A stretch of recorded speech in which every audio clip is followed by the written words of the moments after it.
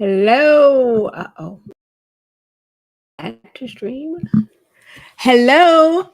This is Penny. Hope that you're doing well. I hope you can see me. Comment and let me know if you can see me. If my camera is working. Let me know. Let me know. Because we are not going to let the camera issues have the victory today. Oh no, we will not.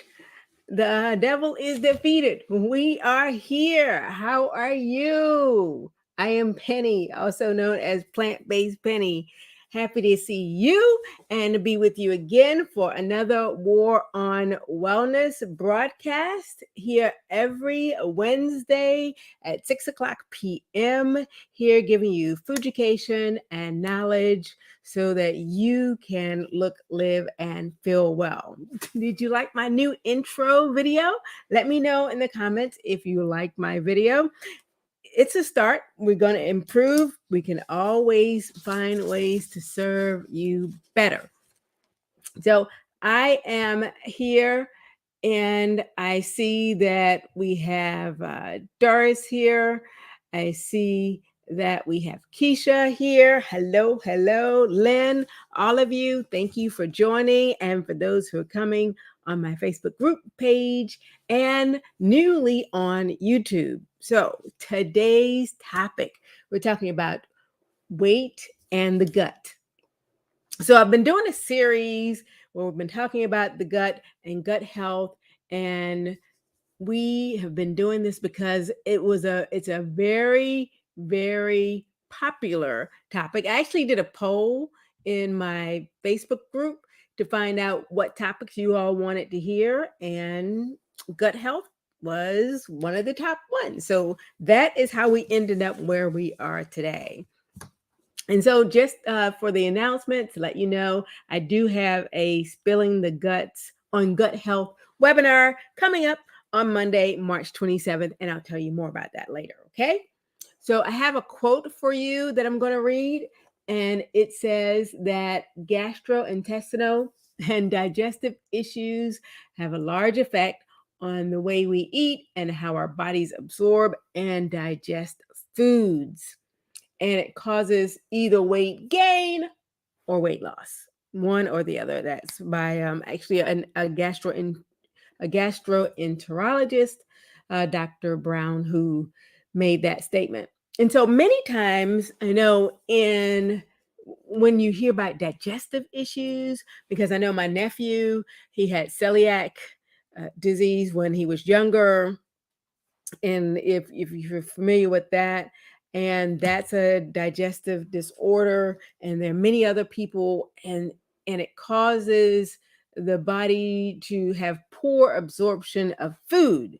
And so when you have poor absorption of food, a lot of times that inhibits the body from absorbing the nutrients. And so when that happens, when you don't get the nutrients, then you may not have the ability to gain weight. And so there are a lot of people, there are a lot of people who have the challenge of gaining weight. There are. And then there's the other camp of people who have a problem losing weight. And so poor gut health can affect weight, period. Okay, if you agree with that, put a yes in the chat. If you believe that it can affect how you gain weight or how you lose weight, either one, it can affect both. And so it's really important. And I've been doing videos all week. I've been doing lives, popping up on social media, talking to you about the different aspects of gut health and how they can affect the gut health. And it's important to know that sometimes that people are having problems, right, Keisha?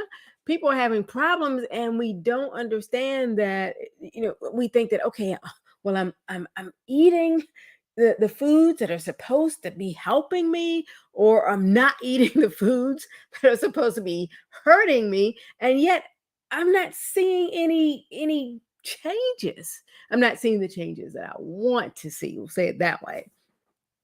And that may be because no matter what we are consuming, if it's something that's good for us or something that's bad for us, if our body's not able to properly absorb the nutrients from the food and our gut microbiome is not at an even level, if it's not level, then we're just basically kind of passing through food out of our system. We take it in, we pass it out. We take it in and we pass it out. And so I wanted to talk about that. I wanted to bring that to your mind, top of your mind, because that's one of the things I'll be talking about in my free webinar that's on Monday at 7 o'clock, is that this can really affect us. And we're going to talk specifically today about GERD. And if you know what GERD is, GERD, put GERD in the chat so I'll know if you're on target with me. So it is, if you've heard of it or if you heard somebody else who's had it before. So it's gastroesophageal reflux disease, and also known as GERD. And so it's a burning sensation that people get in their esophagus, in the area, and it's like a heartburn in your lower chest area. And that is because the stomach acid in your stomach, it rises up back into your esophagus, and it's supposed to stay in your stomach. And actually, the acid in stomach, I learned this in medical missionary school, the acid in stomach is so great that, I mean, if you could, like put your finger in it, then it would just eat your fingers, like, that, like acid. Because it's just so strong, because it's made to break down the things that we put into our body. And basically, your finger, this would be like meat. And so the acid in your stomach is very strong, and it was designed, we were fearfully and wonderfully made, designed so that our bodies would operate at a level in which we could have optimal health, we could have abundant energy. And because of the way that we live, especially if we're eating the SAD diet, which is the standard American diet, SAD, then there's a tendency for our homeostasis to be off kilter. So with the GERD, there is an increase in the acid coming back up the esophagus. And so the way that affects the weight is that when we eat or while we're eating, then we don't normally feel the acid reflux symptoms at that point. And so we eat, and that's a relief from the GERD.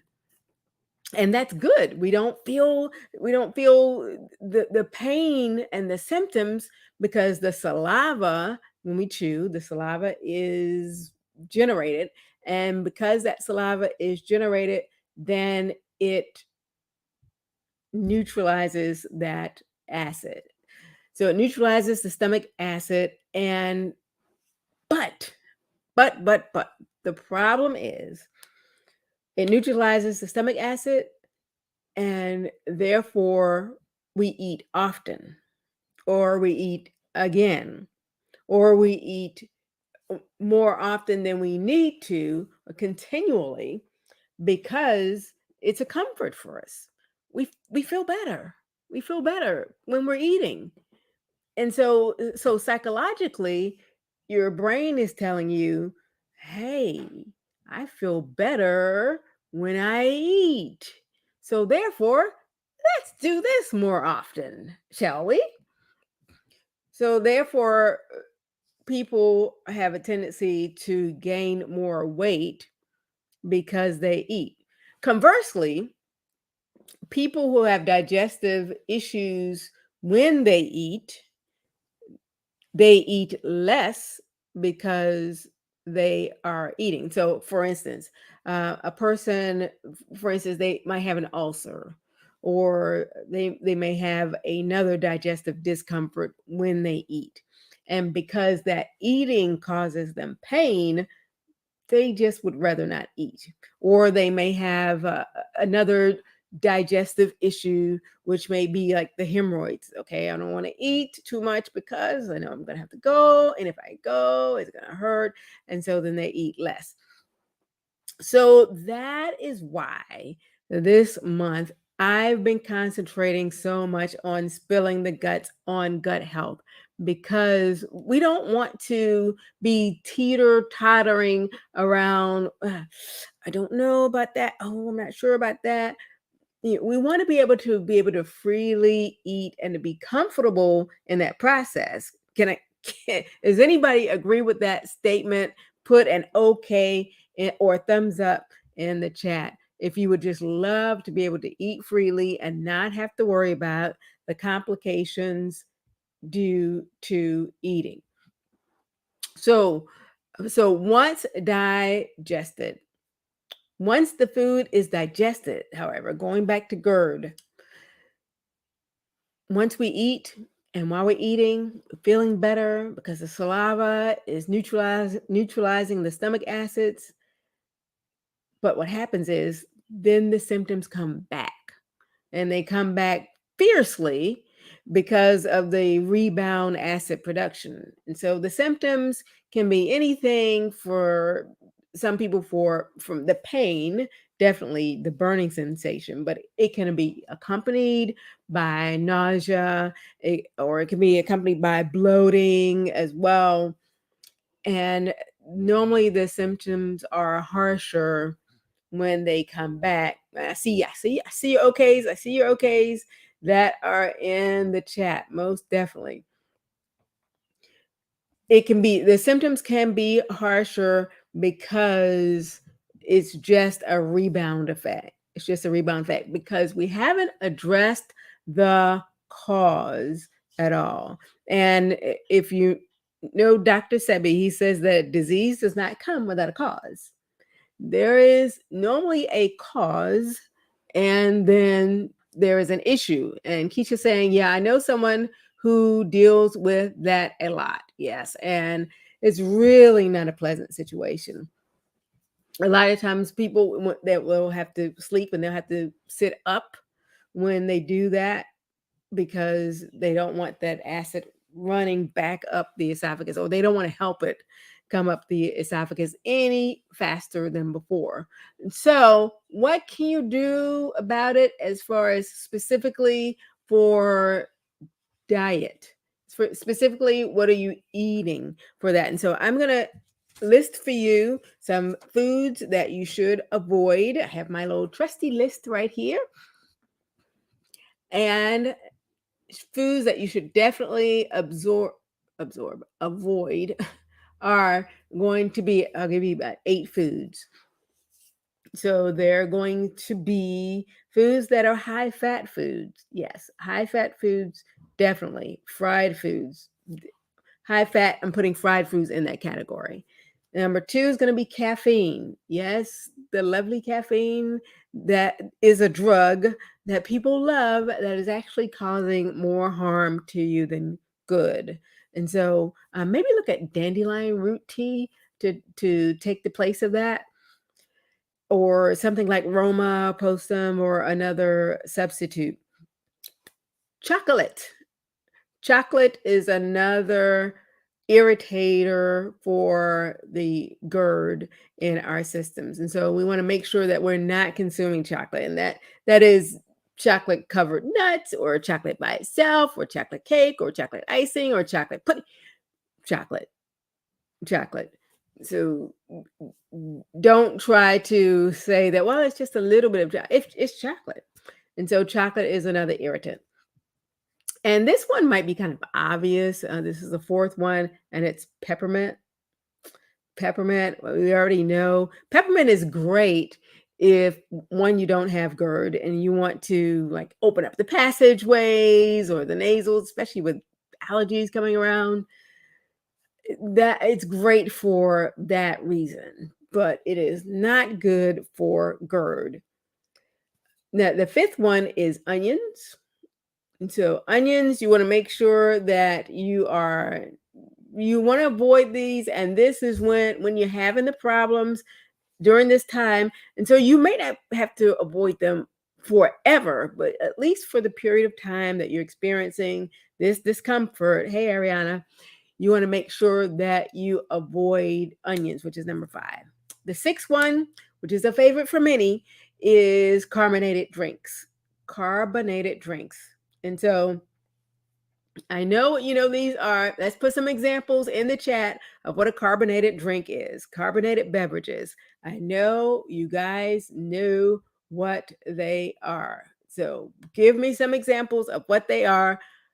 I don't drink them, but I remember some of them from when I used to drink them. And so, yes, hey Shantini, how are you? We got sodas. And so you have your colas and your Coca-Colas, your Pepsi Colas. Sodas is one of the carbonated beverages, and that's going to irritate. Well, actually, even people who don't even have GERD, I mean, you already kind of can feel when you're drinking carbonated beverages. It kind of like makes its way back up your esophagus, right? And so, yes, Sprite is another one. And I know that there are many other examples out there, and I may not get them all during this broadcast, but there are several different ones. We want to avoid those like the plague. Do not go near carbonated beverages, no matter how attractive the bubbly is. Let it go. Let it go. I'm telling you, you will be so much happier when you have to go to sleep later on that night and you have avoided it. The seventh one of the 8 that you want to avoid is alcohol. So alcohol is another one. One has burning sensation when it goes down. Not that I know anything about that, but burning sensation this way and that way. So that is definitely something that you want to avoid. And it also messes with your gut microbiome. So remember, our gut microbiome, the bacteria in our gut, needs to stay level in order for us to absorb the proper nutrients from our food and have a healthy gut. And so we want to make sure that that isn't the case. And so, okay, here's a great question. Shantini's asking, what about carbonated water? Yes, while you're having an issue with GERD, you do want to avoid carbonated water. And the great rule of thumb is that the majority of what you drink should be water. And so if you don't have an issue with GERD, then you can drink the carbonated water.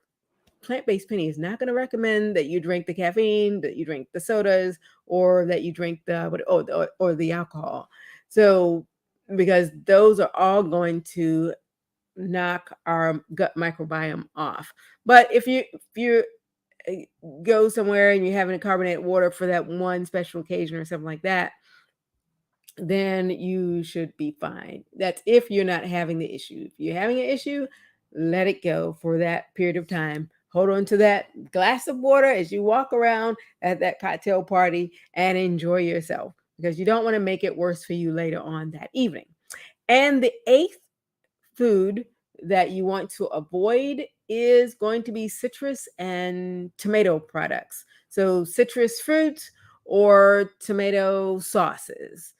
So what I do is, because sometimes like the really easiest meal to make is a pasta meal, and I used to use tomato sauce, but my husband would say years ago, he says, it's kind of like, giving me a little irritation here. Can we do something else? And so I had to come up with a different sauce to use for my pastas or for my meatballs. And so what I did was I would take roasted red peppers and use coconut milk and blend that up together and add in some seasonings. And it is just as good as tomato sauce on any pasta or meatball or Italian type dish that you might have.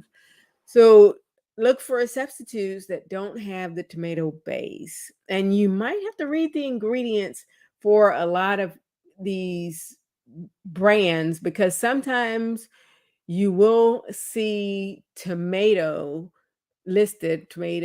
sauce listed, or tomato listed as an ingredient on some of the soups that you eat or some of the other foods. So you want to make sure that you're avoiding those and make sure that you read the ingredients for sure.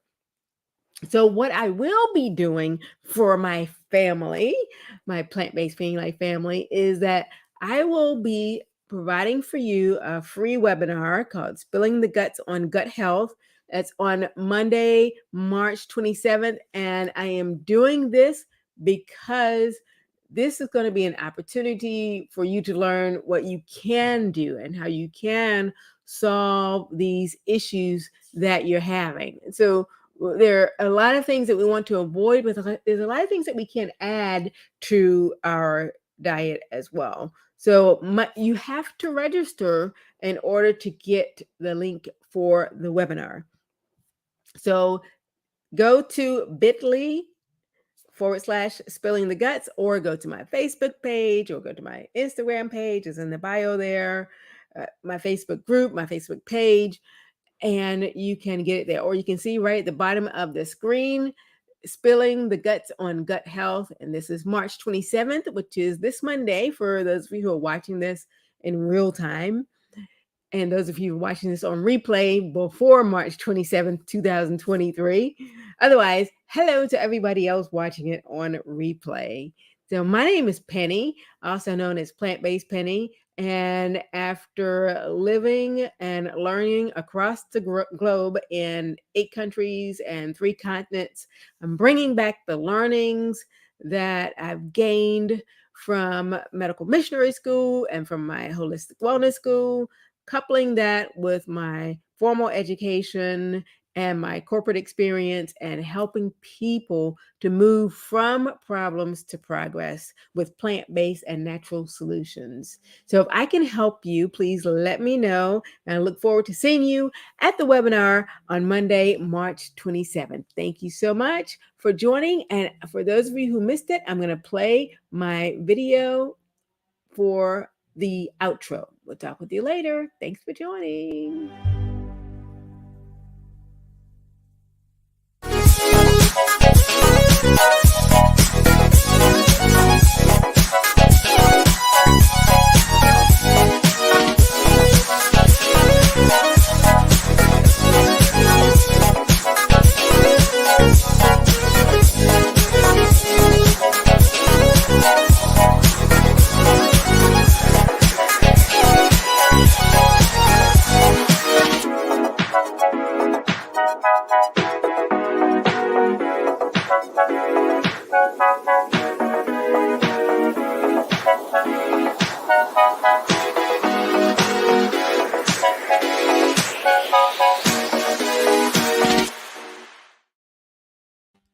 Bye. Have a great rest of your